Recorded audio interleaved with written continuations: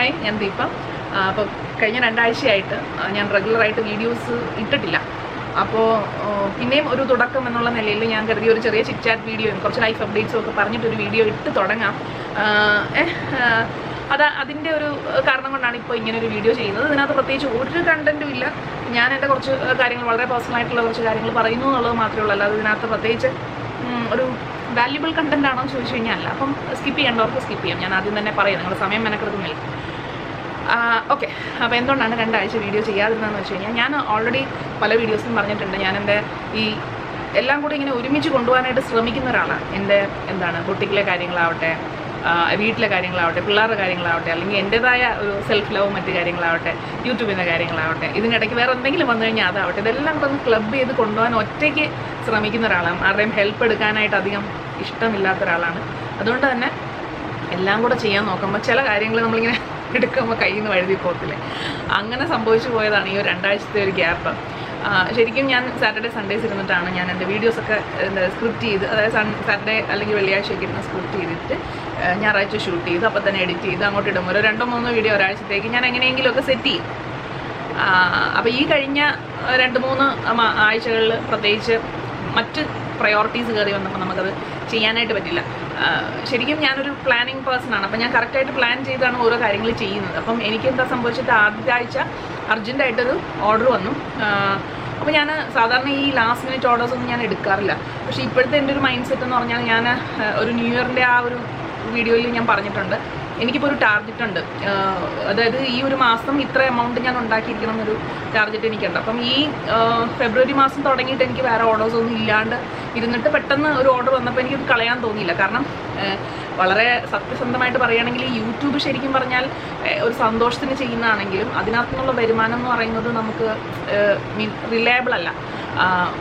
ഞാനൊരു 2-3 ചിലപ്പോൾ 2 മാസമൊക്കെ എടുത്തിട്ടായിരിക്കും ഈ യൂട്യൂബിൻ്റെ ഒരു ത്രഷ് ഹോൾഡ് ഉണ്ട്, ഒരു $100 ത്രഷ് ഹോൾഡ്. എന്നാൽ മാത്രമേ നമ്മുടെ അക്കൗണ്ടിലേക്ക് ക്യാഷ് വരത്തുള്ളൂ. അപ്പോൾ ആ ഒരു $100 എത്തണമെങ്കിൽ 2 മാസം 3 മാസമൊക്കെ എടുത്തിട്ടാണ് എനിക്ക് ശരിക്കും പറഞ്ഞാൽ, ഞാൻ ഈവൻ ആഴ്ചയിൽ ഒരു 3 വീഡിയോ വെച്ച് ചെയ്താൽ പോലും എനിക്ക് കിട്ടുന്നത്. കാരണം എൻ്റെ ഓഡിയൻസിൻ്റെ ഒരു, അല്ലെങ്കിൽ അവർക്ക് ഇഷ്ടപ്പെടാത്തതുകൊണ്ടാണോ എന്തോ വ്യൂ കുറവാണ്, വീഡിയോസിനൊക്കെ വ്യൂ കുറവാണ്. അപ്പം ഞാൻ നോക്കുമ്പം നമ്മൾ ഇപ്പോൾ തയ്ച്ച് കൊടുക്കുകയാണ്, ഡിസൈൻ ചെയ്ത് കൊടുക്കുകയാണെങ്കിൽ നമ്മൾ ഒരാഴ്ച കഷ്ടപ്പെട്ട ആ വീക്കെൻഡ് നമുക്ക് അതിൻ്റെ ക്യാഷ് അങ്ങോട്ട് കിട്ടും. അതേസമയം നമ്മളിപ്പോൾ എത്ര കഷ്ടപ്പെട്ട് വീഡിയോസ് ചെയ്ത് കഴിഞ്ഞാലും ഒരു 2-3 മാസം കഴിഞ്ഞിട്ടായിരിക്കും അതിൻ്റെ ഒരു റിസൾട്ട് വളരെ കമ്പയർഡ് ടു ദ എഫേർട്ട്, നമ്മൾ ചെയ്യുന്ന ഹാർഡ് വർക്കിൻ്റെ ഇത് വെച്ച് കമ്പയർ ചെയ്യുകയാണെങ്കിൽ നമുക്ക് എമൗണ്ട് കുറവാണ്. എമൗണ്ട് മാത്രമേ കുറവുള്ളൂ, അല്ലാണ്ട് നമുക്ക് വേറെ ഒത്തിരി ബെനിഫിറ്റ്സ് ഉണ്ട്. ആൾക്കാരും ഫെയിം ഒരു വലിയ ബെനിഫിറ്റ് തന്നെയാണ്. വലിയ ഫെയിം, വലിയ സെലിബ്രിറ്റി ഒന്നും അല്ലെങ്കിലും അത്യാവശ്യം ആൾക്കാർ തിരിച്ചറിയുന്നുണ്ട് എന്നുള്ളതൊരു സന്തോഷമുള്ള കാര്യമാണ്. പിന്നെ എൻ്റെ മനസ്സിൽ തോന്നുന്ന കാര്യങ്ങൾ എനിക്ക് പറയാനായിട്ടൊരു ഓഡിയൻസ് ഉണ്ട്. അതിപ്പം എത്ര ചെറുതാവട്ടെ, ഒരാളെങ്കിലും എനിക്ക് കേൾക്കാനുണ്ടെന്ന് പറയുന്നതും അതൊരു എല്ലാവർക്കും ഒന്നും പോസിബിൾ ആയിട്ടുള്ളൊരു കാര്യമല്ല. എനിക്കിപ്പോൾ ഒരു സങ്കടം വരികയാണ്, എനിക്ക് മനസ്സിൽ തോന്നുന്നൊരു കാര്യം എനിക്ക് പങ്കുവയ്ക്കാനായിട്ട് ഒത്തിരി ഓപ്ഷൻസ് ഉണ്ട്. ഈവൻ ഇൻസ്റ്റാ റീൽസായിട്ട്, സ്റ്റോറീസായിട്ട്, ഇപ്പോൾ കമ്മ്യൂണിറ്റി ടാബിൽ തന്നെ ഞാൻ സ്റ്റോറീസ് ഇടാറുണ്ട്. അപ്പോൾ അതൊക്കെ കാണാനായിട്ട് ഓഡിയൻസ് ഉണ്ടെന്ന് പറയുന്നത് തന്നെ ഒരു വലിയ കാര്യമാണ്. അപ്പോൾ അങ്ങനത്തെ കുറേയധികം ഇതുണ്ടെങ്കിലും കമ്പയർഡ് ടു ദ മറ്റേ ഈ പൈസ കമ്പയർ ചെയ്യുകയാണെങ്കിൽ ഇല്ല. അപ്പോൾ ഞാൻ നോക്കും, ഓക്കെ, നമുക്ക് തയ്ക്കാനായിട്ട് കിട്ടുകയാണെങ്കിൽ നമ്മൾ കളയണ്ട, അതിലൊരു ചെറിയ എമൗണ്ട് ആണെങ്കിൽ നമുക്കത് പെട്ടെന്ന് കിട്ടുകയാണ്, നമുക്ക് കൈകാര്യം ചെയ്യാനായിട്ട് കിട്ടുകയാണ്. അപ്പം അതിലായിരിക്കും നമ്മൾ പ്രയോറിറ്റി കൊടുക്കുന്നത്. അങ്ങനെ പ്രയോറിറ്റി കൊടുത്താണ് ഒരു ലാസ്റ്റ് മിനിറ്റ് ഓർഡർ എടുത്തത്. അപ്പോൾ അതിൻ്റെ ബാക്ക് ടു ബാക്ക് വേറെ ഓർഡേഴ്സ് വന്നു. പിന്നെ ഇതിനിടയ്ക്ക് ഇളയ ആൾക്ക് ടോൺസിൽസിൻ്റെ പ്രശ്നം വന്നിട്ട് 1.5 ആഴ്ച കൊച്ചിന് സംസാരിക്കാനോ പച്ചവെള്ളം പോലും ഇറക്കാൻ വയ്യാത്തൊരവസ്ഥയിലായിരുന്നു. അപ്പോൾ ഇതിനിടയിലാണ് ഈ ഓർഡേഴ്സും വരുന്നത്. അപ്പോൾ ഇതെല്ലാം കൂടെ നമുക്ക് തലയിൽ, ഞാൻ പറഞ്ഞല്ലോ, ഒന്നിലധികം കാര്യങ്ങൾ നമുക്ക് ഫോക്കസ് ചെയ്യാൻ പറ്റുന്നില്ല. ഞാൻ എല്ലാം കൂടെ എടുക്കാൻ ശ്രമിച്ചിട്ട് കയ്യിൽ നിന്ന് വിട്ടു പോകുന്നൊരവസ്ഥയാണ്. അതായത് ഒന്നിലും ഹെൽപ്പ് എടുക്കത്തുമില്ല, എന്നെല്ലാം ചെയ്യാൻ നോക്കിയിട്ട് നമ്മളാകെ തകർന്നു പോകുന്ന അവസ്ഥയാണ്. അപ്പോൾ അങ്ങനെ കുഞ്ഞിനും വയ്യാണ്ടൊക്കെ വന്നു. പിന്നെ മൂത്തയാളുടെ പരീക്ഷ ഉണ്ടായിരുന്നു, അത് കഴിഞ്ഞു. അതിൽ ഞാൻ ഇൻവോൾവ് അല്ല, എങ്കിലും അവളുടെ പരീക്ഷ എന്ന് പറയുമ്പോൾ ഈ ഉച്ചയ്ക്ക് പോയി വിളിച്ചുകൊണ്ട് വരിക എന്ന് പറയുന്ന ഒരു ടാസ്ക് ഉണ്ടല്ലോ.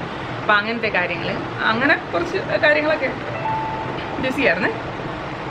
പിന്നെ അടുത്ത ആഴ്ച എൻ്റെ ഒരു ഫ്രണ്ടിനൊരു ഒരു ബർത്ത്ഡേ സ്റ്റേജ് ഡെക്കറേഷൻ്റെ ഒരു ഓർഡർ വന്നിട്ടുണ്ടായിരുന്നു. അപ്പോൾ പുള്ളിക്കാരിനെ ഹെൽപ്പ് ചെയ്യാൻ പോയി. അപ്പം അത് ഭയങ്കര എൻജോയ് ചെയ്തൊരു കാര്യമാണെങ്കിൽ പോലും നമ്മൾ ഫിസിക്കലി നമ്മൾ തളർന്നു പോയി. അപ്പോൾ അത് കഴിഞ്ഞ് പിന്നെ നമുക്ക് 2-3 ദിവസത്തേക്ക് പ്രത്യേകിച്ച് വർക്കുകളൊന്നും തന്നെ ചെയ്യാനായിട്ട് പറ്റിയില്ല.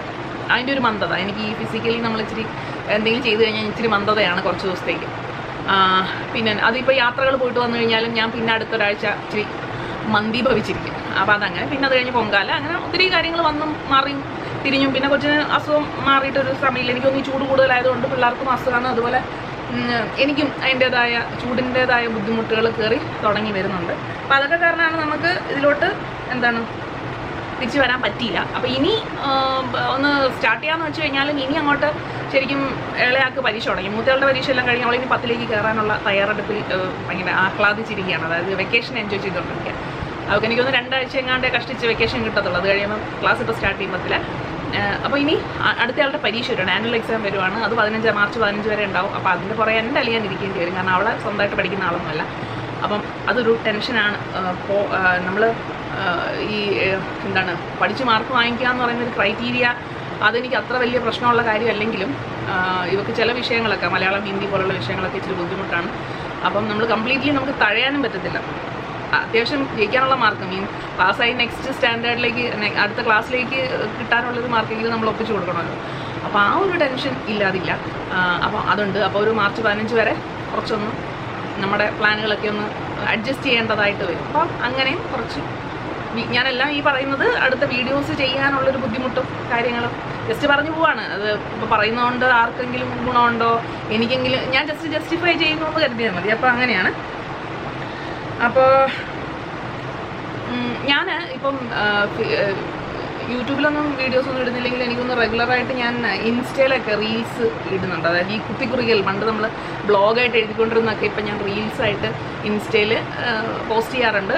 അപ്പം അത് അതേപടി ചിലതൊക്കെ ഞാൻ എടുത്ത് കമ്മ്യൂണിറ്റി ടാബിൽ നമ്മുടെ യൂട്യൂബിൽ കമ്മ്യൂണിറ്റി ടാബിൽ ഞാൻ പോസ്റ്റ് ചെയ്യാറുണ്ടെങ്കിലും ചില കാര്യങ്ങൾ ഇൻസ്റ്റയിൽ തന്നെ കിടക്കും. ഞാൻ ഇങ്ങോട്ട് എടുക്കാനായിട്ട് മറന്നു. അപ്പം ആരെങ്കിലും ഇൻസ്റ്റയിൽ ഉണ്ടെങ്കിൽ ജസ്റ്റ് ഒന്ന് ഫോളോ ചെയ്താൽ ആ കുത്തിക്കുറിക്കലുകളൊക്കെ കാണാൻ പറ്റുന്നതാണ്. പിന്നെ അല്ലാണ്ട് തന്നെ നേരിട്ട് കോണ്ടാക്ട് ചെയ്യുന്നവരുണ്ട്.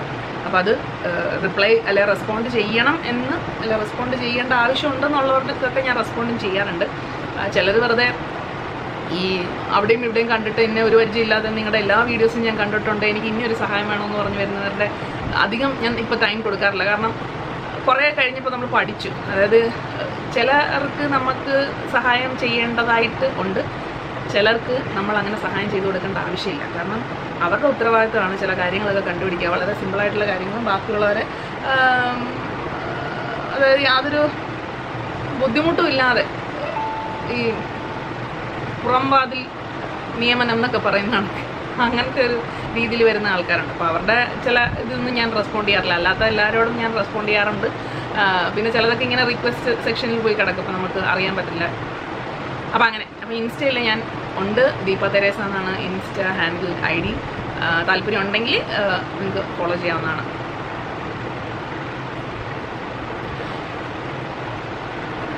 പിന്നെ ഉള്ളത് നമ്മുടെ വെയ്റ്റിൻ്റെ അപ്ഡേറ്റ് ആണ്.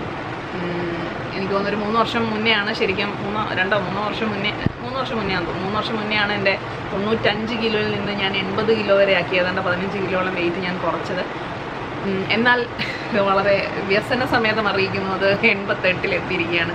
എൻ്റെ മുഖത്തത് അറിയാനില്ല, പക്ഷേ 88ലേക്ക് വന്നിട്ടുണ്ട്. കാരണം ഭയങ്കരമായ സ്ട്രെസ് ഈറ്റിംഗ് ആണ്. അപ്പോൾ എന്നെ ഒത്തിരി പേര് ഉപദേശിക്കുന്നുണ്ട്, അങ്ങനെയല്ല നിങ്ങൾ മനസ്സൊന്ന് കരുതിയാൽ മതി, ഇതൊക്കെ നമ്മുടെ മനസ്സിലാണ് ഇരിക്കുന്നത്. യെസ്, ഞാനും അങ്ങനെ ഒത്തിരി പേരെ ഉപദേശിച്ചിട്ടുള്ളതാണ്. പക്ഷെ നമുക്ക് സ്വന്തമായിട്ട്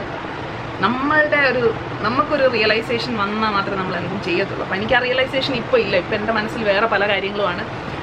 ഈ ഒരു എക്സസൈസും ആ ഒരു ലൈഫ് സ്റ്റൈലും ഒക്കെ മാറാനുള്ളൊരു കാരണം കഴിഞ്ഞ മാർച്ചിൽ, അതായത് 1 വർഷം മുന്നേ വന്ന കുറേയധികം ഹോർമോണൽ ചേഞ്ചസും കാര്യങ്ങളൊക്കെ തന്നെയായിരുന്നു. അതൊന്നും ഇപ്പോഴും എന്നെ വിട്ടു പോകാത്തത് കൊണ്ടാണെന്ന് തോന്നുന്നു. എനിക്കെന്തോ ബാക്ക് ടു ദ ട്രാക്ക് വരാൻ പറ്റിയിട്ടില്ല. ഞാനും ഇപ്പോഴും ട്രൈ ചെയ്യാറുണ്ട്.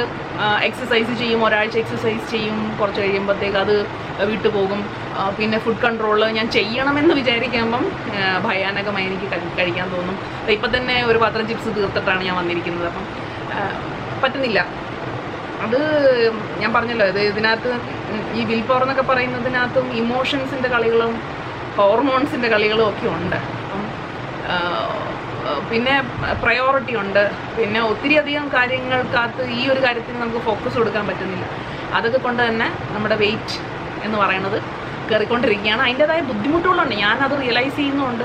അതായത് വെയിറ്റ് കൂടുന്നതനുസരിച്ച് എനിക്ക് നടക്കാനായിട്ട് ബുദ്ധിമുട്ടുണ്ട്. ഇപ്പോൾ എൻ്റെ ഡേ ടു ഡേ ആക്ടിവിറ്റീസിൽ ബുദ്ധിമുട്ട് വരുന്നുണ്ട്. നമ്മുടെ ഫൈബ്രോ പെയിൻ അത് കയറി വരുന്നുണ്ട്. പണ്ട് അത്യാവശ്യം ഈ ഒരു വർഷം നമ്മൾ എക്സസൈസൊന്നും ചെയ്തില്ലേ പോലും ഈ 1.5 വർഷമായിട്ട് എനിക്ക് പ്രത്യേകിച്ച് അങ്ങനെ ഫൈബ്രോ ഫ്ലാസ് അധികമായിട്ടൊന്നും വരുന്നൊന്നുമില്ലായിരുന്നു. പക്ഷെ ഇപ്പം എനിക്ക് ബുദ്ധിമുട്ടാണ്. ഇപ്പം എനിക്ക് കഴുത്തിന് നല്ല സ്റ്റിഫ്നെസ് ഉണ്ട്, ബോഡി സ്റ്റിഫ്നെസ് ഉണ്ട്, എല്ലാം ഒരു നീര് വെച്ച ഒരു അവസ്ഥയാണ്. കൈയും കാലും ഒക്കെ ഭയങ്കര പ്രയാസമാണ്. അപ്പം ആ ഒരു പ്രയാസം ആലോചിച്ചിട്ട് ഞാൻ എപ്പോഴും എന്തെങ്കിലും എക്സസൈസിലേക്ക് കടന്നാലും പിന്നെയും നമ്മൾ ഡൗൺ ആയി പോകുന്നു. അത് മേ ബി ഒത്തിരിയധികം ഫാക്ടേഴ്സ് ഉണ്ട് ലൈഫിൽ തന്നെ. ഒത്തിരിയധികം കാര്യങ്ങൾ ഇപ്പോൾ നമുക്ക് സോഷ്യൽ മീഡിയ വഴി പറയാൻ പറ്റാത്ത ഒത്തിരി കാര്യങ്ങൾ നമ്മുടെ ലൈഫിൽ നടക്കുന്നുണ്ട്. അപ്പം അതുമൊക്കെ ഒരു ഫാക്ടറാണ്.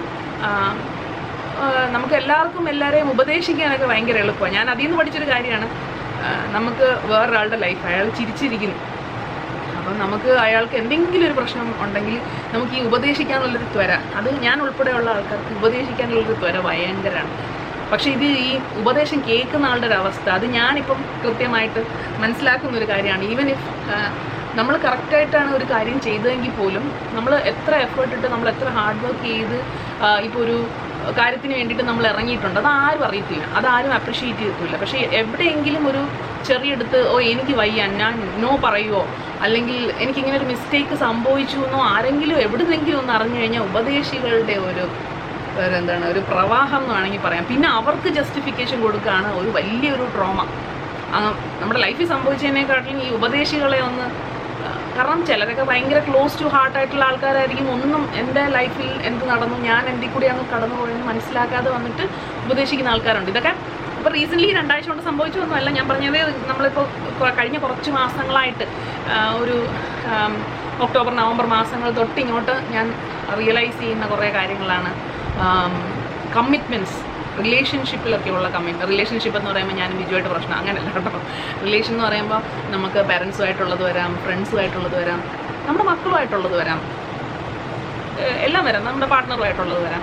അപ്പം അങ്ങനെയുള്ള ഇപ്പം എനിക്ക് കമ്മിറ്റ്മെൻറ്റ്സ് ഒന്നും ഇല്ലാത്ത റിലേഷൻഷിപ്പിനോടാണ് കുറച്ചും കൂടെ ഞാൻ കംഫർട്ടബിൾ ആവുന്നതെന്ന് വേണമെങ്കിൽ പറയാം. അങ്ങനെ കംപ്ലീറ്റ് ആയിട്ട് നമുക്ക് കമ്മിറ്റ്മെൻറ്റ്സ് എടുത്ത് കളയാൻ പറ്റില്ല. ഇപ്പോൾ ഞാനും എൻ്റെ ലൈഫ് പാർട്ട്ണറുമായിട്ട് നമുക്ക് കമ്മിറ്റ്മെൻറ്റ്സ് ഇല്ലാണ്ട് നമുക്ക് മുന്നോട്ട് പോകാൻ പറ്റുമോ എന്ന് ചോദിച്ചാൽ ഇല്ല. പക്ഷേ വേറെ ഒത്തിരി അധികം റിലേഷനിൽ നമുക്ക് കമ്മിറ്റ്മെൻറ്റ്സ് ഒന്ന് മാറ്റിക്കഴിഞ്ഞാൽ, അല്ലെങ്കിൽ ആ ഒരു എക്സ്പെക്റ്റേഷനും അങ്ങനെയുള്ളൊരു കാര്യങ്ങൾ അതെനിക്ക് വ്യക്തമായിട്ട് പറയാൻ പറ്റുന്നില്ല.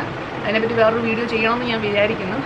അതൊന്ന് എടുത്ത് മാറ്റിക്കഴിഞ്ഞാൽ കുറച്ചുകൂടെ നമുക്കൊന്ന് സമാധാനമാവും. കാരണം പ്രത്യേകിച്ചും പറയാൻ കാരണം എന്ന് വെച്ചാൽ ഞാനെന്ന് പറഞ്ഞു കഴിഞ്ഞാൽ എനിക്ക് ഭയങ്കര ക്ലോസ് ആയിട്ടുള്ള ആൾക്കാർ, അങ്ങനെയുള്ള എല്ലാവരുടെയും അവർക്ക് നല്ലത് വരണം എന്നൊരു ഭയങ്കരമായ അത്യാഗ്രഹം ഉള്ളതുകൊണ്ട് ഞാൻ കയറി അങ്ങോട്ട് ഇടപെടും. ആൻഡ് ഇങ്ങനെ ഇടപെടുന്നത് പിന്നെ ചിലർക്ക് ഇഷ്ടപ്പെടത്തില്ല, ചിലർക്ക് ഇഷ്ടമാണ്. പക്ഷേ ഇഷ്ടമായ ചിലർക്ക് അത് പിന്നെ ഒരു ബേർഡനായി തീരും. അത് എനിക്ക് തന്നെ തിരിച്ച് ബേർഡനായി തീരും.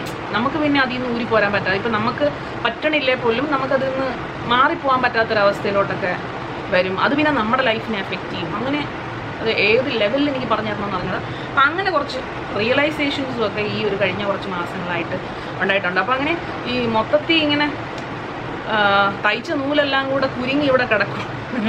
അപ്പോൾ അതുകൊണ്ട് എനിക്ക് അങ്ങോട്ട് കംപ്ലീറ്റ് ആയിട്ട് ക്ലിയർ ആയിട്ട് ചിന്തിക്കാനും പറ്റില്ല. ഇങ്ങനെയൊന്നും ഇരുന്ന് ചിന്തിക്കാമെന്ന് കരുതുന്ന സമയത്ത് നമുക്ക് മേ ബി ഒരു ഓർഡർ വരുമോ, അല്ലെങ്കിൽ കൊച്ചിൻ്റെ പരീക്ഷ വരുമോ, അതും അല്ലെങ്കിൽ ഇപ്പോൾ പെട്ടെന്ന് ആ ബാങ്കിൽ ഒരു അത്യാവശ്യമുണ്ട്. അപ്പം നമ്മളിങ്ങനെ ഇത് വന്നുകൊണ്ടിരിക്കുന്ന ഓരോ കാര്യങ്ങൾ നമ്മൾ അതിന് റെസ്പോണ്ട് ചെയ്തുകൊണ്ടിരിക്കുന്നു, അല്ലെങ്കിൽ റിയാക്ട് ചെയ്തുകൊണ്ടിരിക്കുന്നു. എന്താണ് പറയുന്നത്, റെസ്പോണ്ട് ഓർ റിയാക്ട്.